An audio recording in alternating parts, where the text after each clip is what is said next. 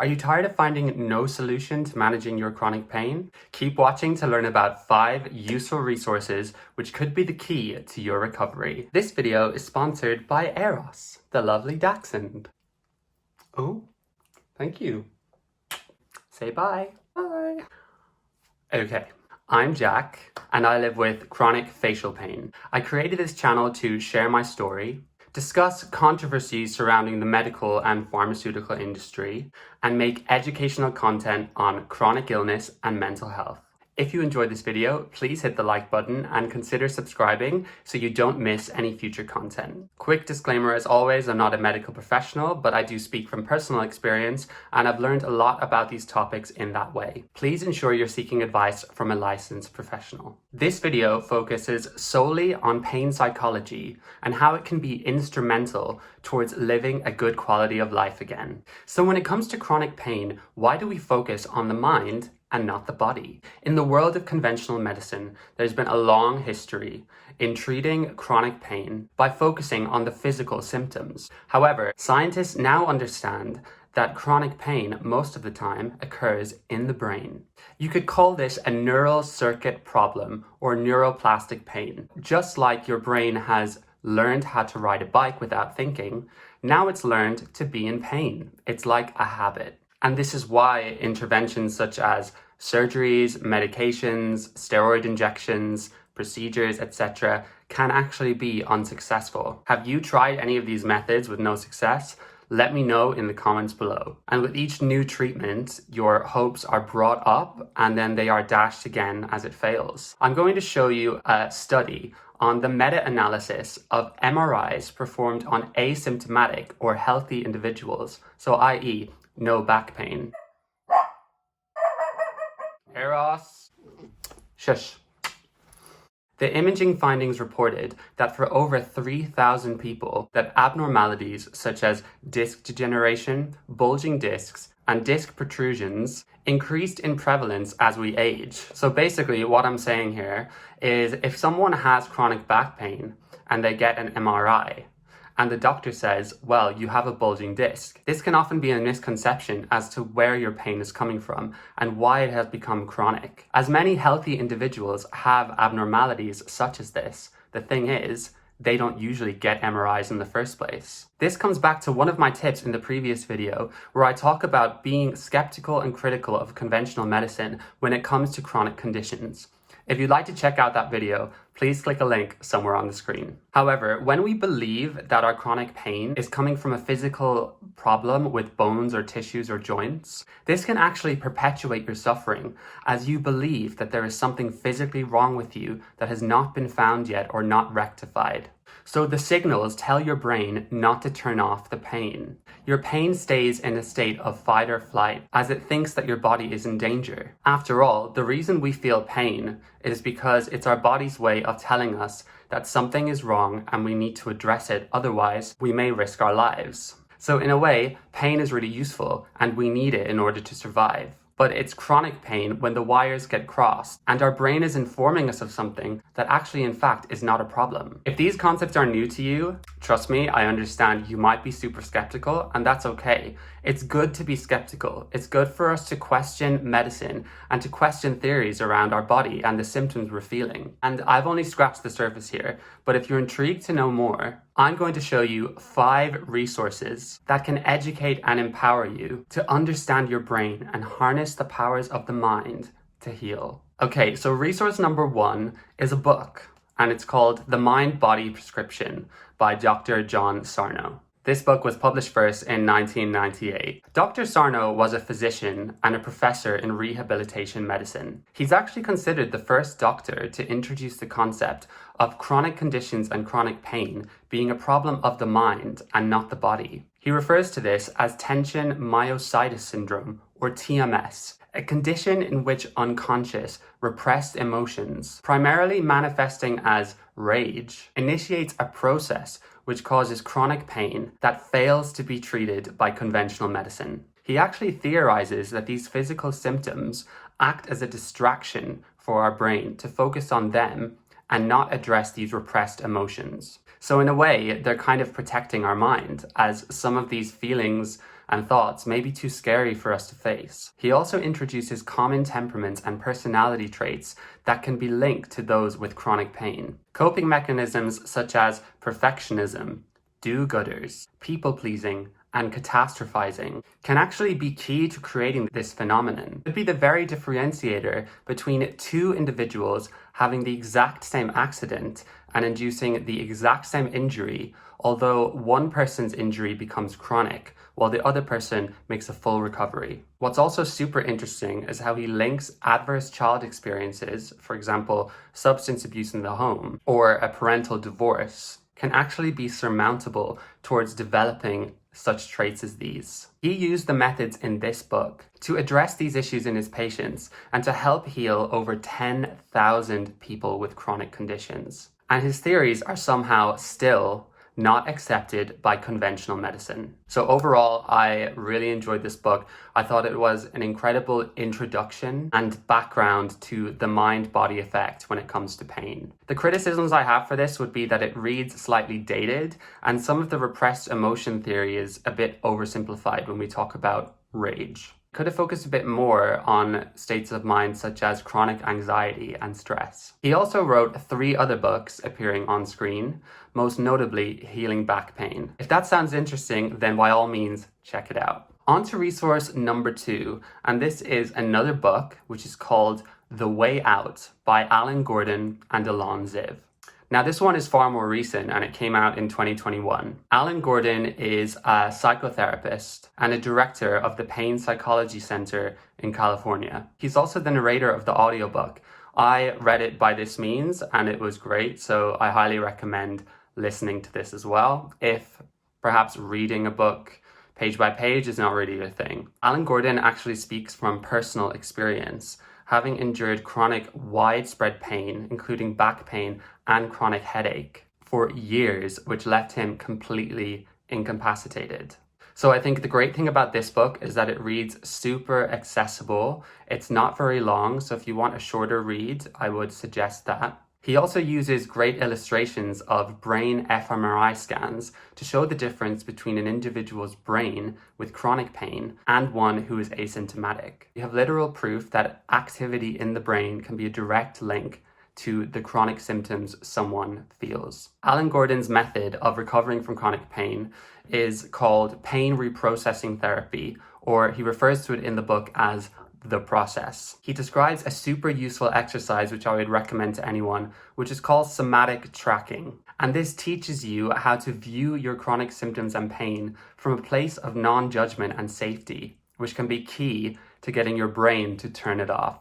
He also talks about corrective exposure, which is how we can return to the activities we once loved and enjoyed that we cut out after developing chronic symptoms. What's even more useful is how he relates these conditions to a state of hypervigilance, particularly how this is influenced by the technological age, how we are never fully relaxed and always checking for the next thing. And this can be key to turning off the fight or flight response in your body. Something else I loved about this book is that it overall has a super positive, warming feel, and he has a whole chapter on teaching you how to get good at feeling good again. When I read that, I felt super hopeful. If you're skeptical about his method, there was actually a study which looked at the effect of Gordon's pain reprocessing therapy compared to placebo and the usual care for patients with chronic back pain. This was a randomized control trial. Of the 151 participants, 33 of 50 patients who were given pain reprocessing therapy made a full recovery. This is compared to only 10 out of 50 randomized to placebo and 5 patients who were given the usual methods of care when it comes to chronic pain. As a bonus, something else that's really great to check out is the podcast by the 2 authors called Tell Me About Your Pain. In this series, they introduce all the same concepts discussed in the book,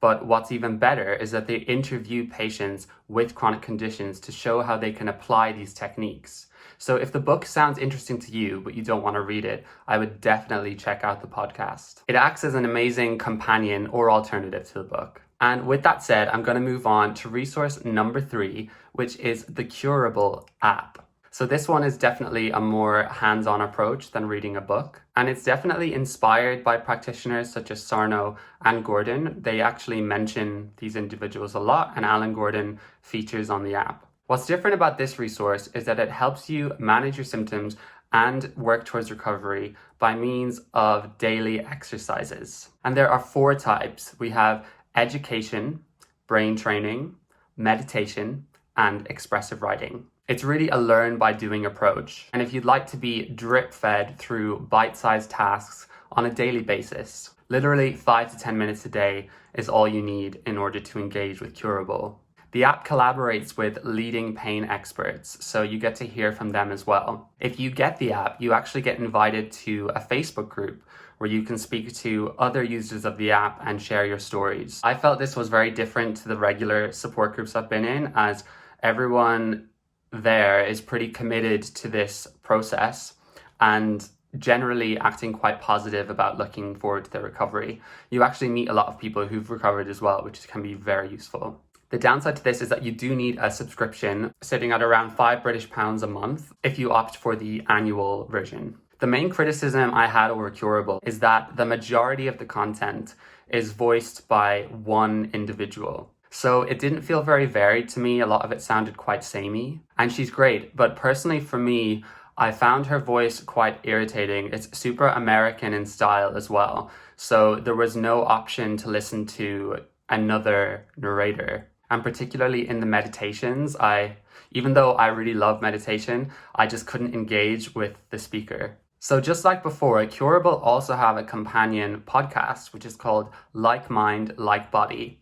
In this podcast, they interview leading experts from the field of pain medicine across the world. And they also interview lots of patients who've made full recoveries by means of the Curable app. And if you love the Curable app, they also have a 12-week live virtual bootcamp. This is called Curable Groups. And this consists of an online support group and live workshops with leading practitioners. I've not tried this. I would definitely consider it. I think the reviews all say that lots of people experience recovery or a huge reduction in their symptoms. But even for those who don't, they say how the experience was completely life-changing, especially with the cohort of people they get to meet. This is, however, considerably more expensive, but I've heard that it is highly worth it. Okay, and that brings me to my 4th resource, which is another book.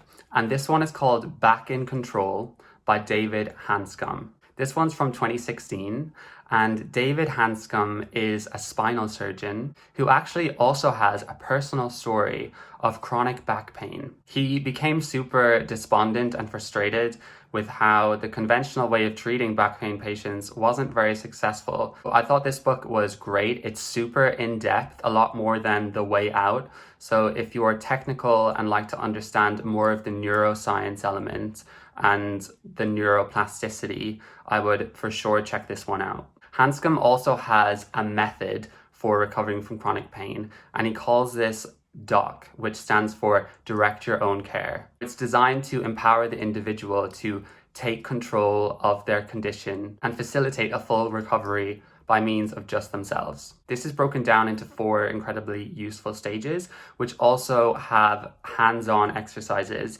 And I particularly loved the expressive writing exercise in stage 1. And for this one, I was writing about 30 minutes a day of just whatever came into my head. So a lot of it was obviously me venting my emotions and getting my emotions down on paper. So something that's very odd to me is that you then have to rip the page out of your journal and rip it up and throw it away.